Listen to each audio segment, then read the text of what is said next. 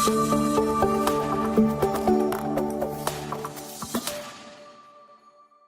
good afternoon and welcome to those who are new to CFI Now, COVID-19 and the latest consumer trends. And welcome back to those of you who joined us for our first webcast last Friday. We certainly hope you found that conversation valuable. We had lots of feedback that people left wanting more, which is always a good thing. I'm your host, Charlie Arnott, CEO of the Center for Food Integrity. We are a nonprofit organization whose sole mission is to help the food system earn consumer trust. Once again, I am joined by Susan Schwally, Executive Director of Food and Beverage Consumption for the NPD Group. Susan, welcome back. Thank you for coming back again. Great. Thanks, Charlie, for having me. You bet. For those of you who are not familiar, NPD Group is a leading market research and consumer insights company that each and every week releases research on market trends, and Susan has more of that information for us today. She is also a founding member of the new CFI Trust Insights Council, a group of consumer insight experts and social scientists who explore emerging trends to provide insights to inform strategy for the food system. Okay, one quick important note, in upcoming weeks, Susan is also going to continue to bring us the latest research on where we've been in that past week, and a second Trust Insights Council member is going to discuss where we are headed. So we'll try to take a look forward at what the new normal might exactly look like as we continue to progress through this pandemic crisis. So going forward, beginning April 10th, Susan will be here each week to give us the data on what we are seeing now. And we'll have another member of the Trust Insights Council who will talk about what we think that means and where we're going from here. So on April 10th, we will be joined by Kevin Ryan. He is founder of Malachite Strategy and Research. Kevin has nearly 20 years of experience leading innovation and strategy at General Mills and Amazon, and he has advanced degrees in food science and food anthropology. So we look forward to having Kevin join us next week to talk a little bit more about where we might be going. So Susan, once again, thank you for lending your expertise. Let's get started. What are you seeing this week? Great. Yes. What a week it's been, right? For me, this has been kind of the sinking in, the really, I don't want to say embracing. It doesn't feel good to embrace this, but accepting the reality that we face. What I want to talk about today is very briefly a little bit about the state of the American consumer.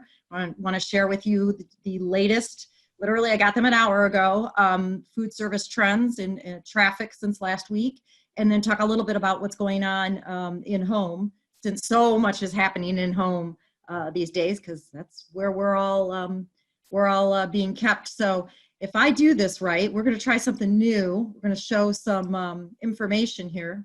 We are definitely seeing that online grocery shopping is ticking up quite strongly.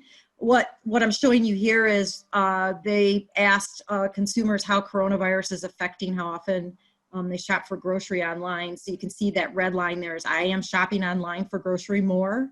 Those are pretty big uptick. What we're seeing in some of our data sources is that it looks like the number of grocery shopping trips is normalizing, but more of them are online delivery or third-party grocery delivery. The number one thing that people say they're close to running out of more than toilet paper is fresh food, so perishable items, right? You do the big stock up, and that's only going to last you, for a while. And while you can get it online or third party, it can be a little more difficult. And by the way, we do know that a fair amount of people that are ordering online are running into issues. Sure. About a third of people either it's just not available or they can't get the time frame they want. People are saying that they're adding another snacking occasion. If you look at this, what's increasing is that kind of pale line from 11 to 18%. It's just more people saying I'm having 3 snack occasions between meal occasions instead of 2. You're just around more often. So we expect to see this to continue to grow. So last talk I alluded to this, and then I think we had a follow-up question about it, and I thought it would be worth sharing, because it's how our head of our retail relationships, and I mentioned last time, we track about $2 trillion worth of consumer spending.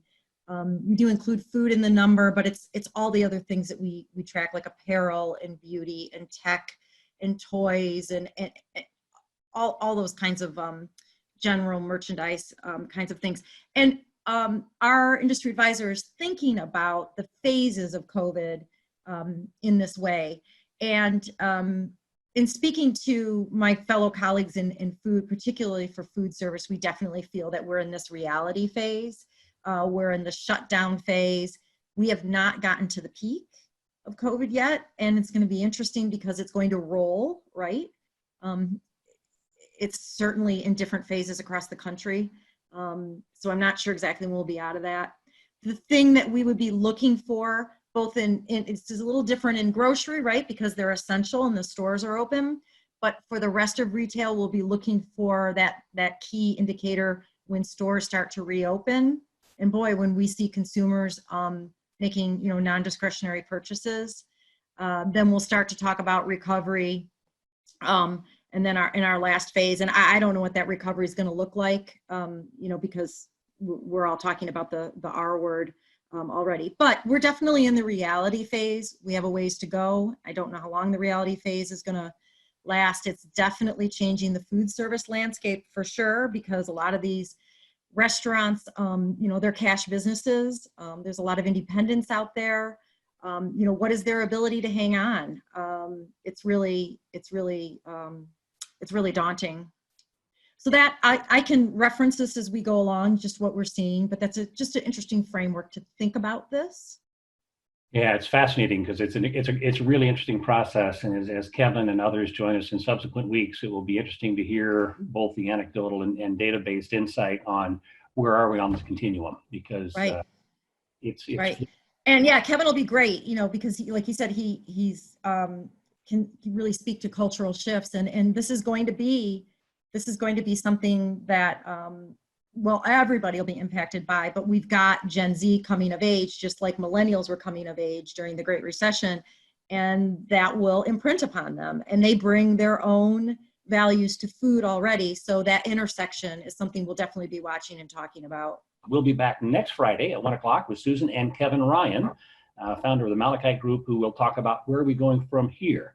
So look for that follow-up email and survey. If you would like to learn more about CFI and the new Consumer Trust Insights Council, log on to foodintegrity.org. Thank you for joining us, and we will see you next week. Have a good weekend and be safe.